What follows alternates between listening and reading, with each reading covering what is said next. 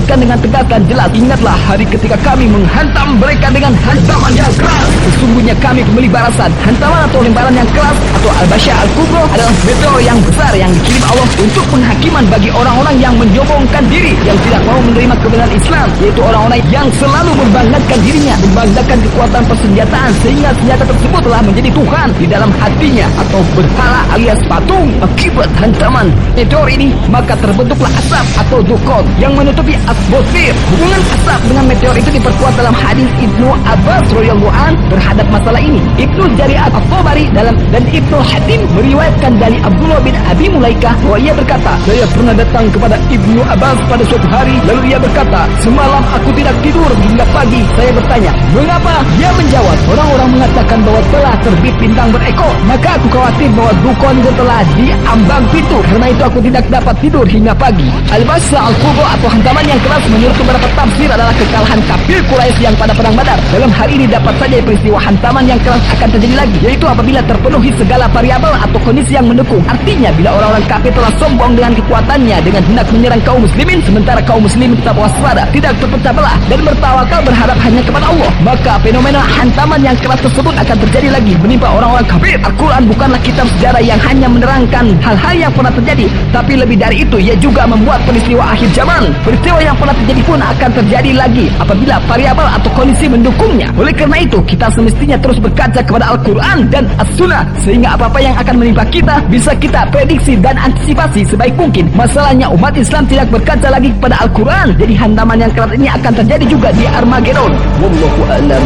Dan hantaman yang keras kalau bahasa hadis adalah merupakan bencana yang besar. Imam Bukhari meriwayatkan bahwa Rasulullah SAW bersabda, aku menghitung 6 perkara yang akan terjadi menjelang datangnya hari kiamat. Lalu beliau menyebutkan antara lain, kemudian akan terjadi perdamaian antara kamu dan Bani Asad atau Rum, tetapi kemudian mereka mengkhianati janji perdamaian itu, dan datanglah kepadamu dengan membawa 80 bendera, dan tiap-tiap bendera diikuti 12.000 orang.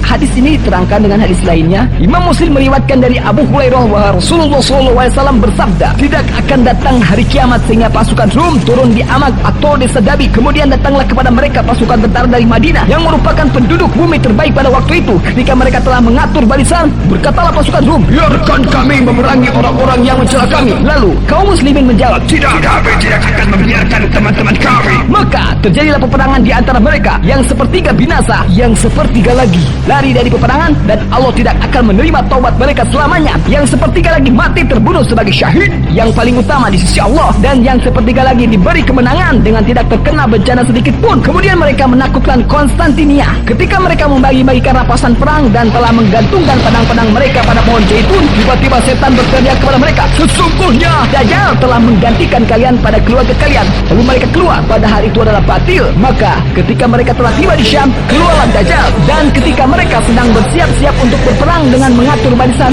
tiba-tiba diiqamat sholat. Lalu turunlah Isa putra Maryam atau Nabi Isa alaihissalam, yang dianggap orang Kristen adalah Yesus Kristus anak Tuhan yang akan menolong mereka. Padahal Nabi Isa alaihissalam turun dari langit yang akan meluruskan berbagai penyimpangan yang telah mereka lakukan dengan mematahkan salib di seluruh dunia. Imam Muslim dan Ahmad beriwayatkan bahwa Yasir bin Jabir berkata, angin merah berembus di kupah, lalu datanglah seorang yang tidak memiliki kesibukan selain menyeru, wahai Abdullah bin Mas'ud, telah tiba hari kiamat. Pada saat itu Abdullah bin Mas'ud dalam keadaan bersandar. Kemudian ia duduk saya berkata, hari kiamat tidak akan terjadi hingga harta warisan tidak lagi dibagikan dan orang tidak lagi bergembira dengan ghanimah atau rampasan perang. Musuh akan sepakat untuk menyerang orang-orang Islam dan orang-orang Islam bersiap menghadapi mereka. Aku bertanya, apakah Romawi yang kau maksud? Ia menjawab, ya benar. Dan pada saat pertempuran itu akan terjadi kemurtadan besar-besaran. Maka kaum muslimin maju dengan suatu pasukan depan yang berani mati, yang tidak akan mundur kecuali mereka dalam keadaan menang. Lalu mereka terus berperang sehingga mereka terhadang oleh malam. Maka setiap pihak mendapatkan harta rampasan perang, sehingga tidak ada yang dapat dikatakan sebagai pihak yang menang. Dan akhirnya pasukan kaum muslimin hancur. Ini berlangsung 3 hari. Maka ketika telah sampai hari yang keempat, bangkitlah seluruh kaum muslimin. Lalu Allah menimpakan bencana terhadap kaum Rum dan terbunuhlah mereka dengan dahsyatnya hingga tidak pernah dilihat oleh orang sebelumnya. Sehingga apabila burung melewati kawasan pertempuran mereka, maka burung itu akan mati sebelum melewati mereka. Maka bertambahlah turunan bapak yang mati, sehingga tidak ditemukan yang tersisa dari mereka kecuali seorang laki-laki. Dalam riwayat lain mereka berjumlah 100. Mereka tidak mendapatkan yang tersisa dari mereka kecuali seorang laki-laki. Dan dengan harta rampasan perang yang mana yang akan membuat mereka gembira, serta dengan harta warisan mana yang akan dibagi. Ketika mereka dalam keadaan demikian, tiba-tiba mereka mendengar bencana yang lebih besar dari itu, maka kepanikan menimpa mereka.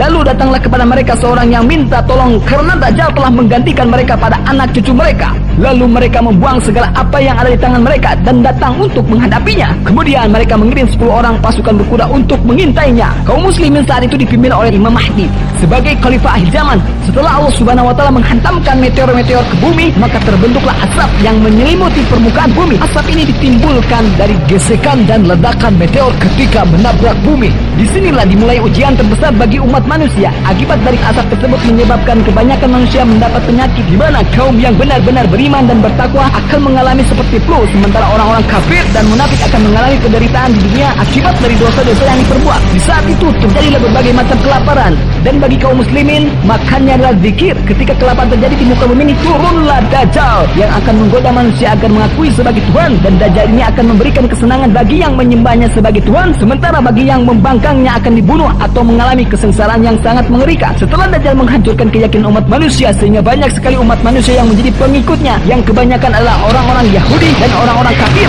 serta kebanyakan kaum muslimin yang lemah imannya, terutama para wanita dan orang-orang yang hanya mengejar kesenangan dunia. Ketika keadaan sangat menyesak dada, menguras tenaga, menimbulkan kondisi tubuh yang sangat buruk, seolah-olah pertama kali dirasakan orang-orang yang mengalaminya dan merupakan saat-saat paling berat. Namun bagi orang-orang yang selalu dekat dengan niat Allah, serta tetap sabar, tawakal dan tetap istiqomah dan menjalani ujian tersebut, Allah Subhanahu wa taala akan mendatangkan pertolongan dengan menurunkan Nabi Isa alaihissalam yang akan membunuh Dajjal. Dan itulah saat-saat kedamaian terjadi di muka bumi ini. Imam Abu Dawud dan Ahmad meriwayatkan bahwa Rasulullah SAW bersabda, tidak ada antaraku dengannya seorang nabi, dan sesungguhnya dia akan turun. Jika kalian melihatnya, maka percayailah seorang laki-laki yang kulitnya antara merah dan putih, pertengahan antara kedua warna tersebut, seakan-akan kepalanya basah sekalipun tidak dikenai air.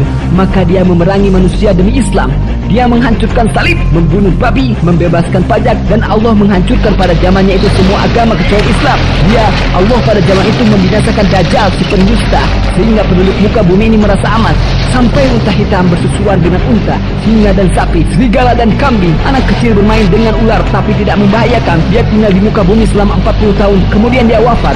Maka orang-orang beriman mensolatinya dan menguburkannya. Setelah Nabi Isa wafat yang diikuti oleh seluruh umat manusia yang beriman, dan tinggallah orang-orang yang benar-benar kafir, sehingga Ka'bah akan dihancurkan. Dan orang-orang pada saat itu akan berperilaku seperti binatang, yaitu tidak ada lagi rasa malu berhubungan badan di tempat-tempat umum. Setelah itu datanglah hari kiamat yang sangat mengerikan.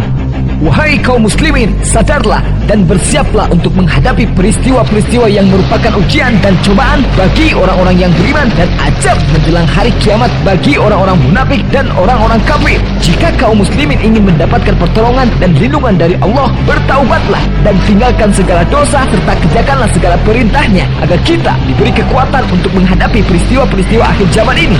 Kekuatan itulah yang harus kita dapatkan. Akan tetapi kita harus ingat, tidak akan ada kekuatan tanpa ada persatuan.